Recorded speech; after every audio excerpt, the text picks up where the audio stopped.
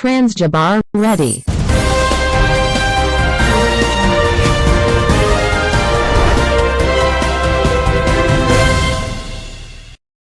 Melengkapi informasi Anda hari ini, kami sajikan informasi seputar Jawa Barat.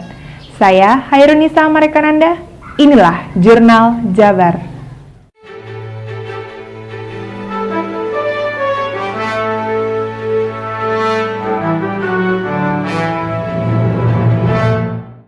Dalam rangka menyambut Hari Perhubungan Nasional atau Harbupnas ke-76 yang akan diperingati tanggal 17 September ini, Dinas Perhubungan Kabupaten Cirebon bekerjasama dengan Dinas Perhubungan Jawa Barat menggelar vaksinasi massal yang bertempat di Gor Ranggajati Kabupaten Cirebon Rabu ini.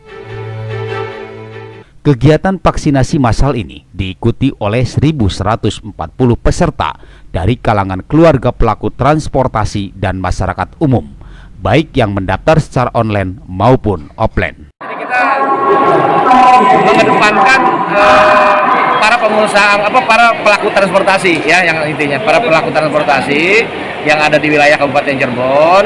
Nah, termasuk dengan keluarganya bersama-sama untuk melaksanakan vaksinasi massal. Kesempatan ini dimanfaatkan gitu ya, karena vaksinasi kebetulan juga terbatas jumlahnya. Di Dinas Kesehatan pun saat ini ada kekurangan.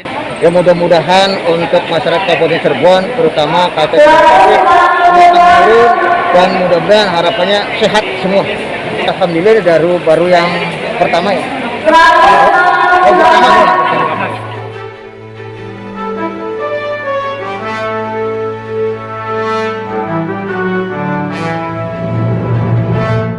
Meski harus antri, ribuan warga Kabupaten Cirebon sangat antusias guna mendapatkan vaksinasi. Gimana perasaannya setelah divaksin?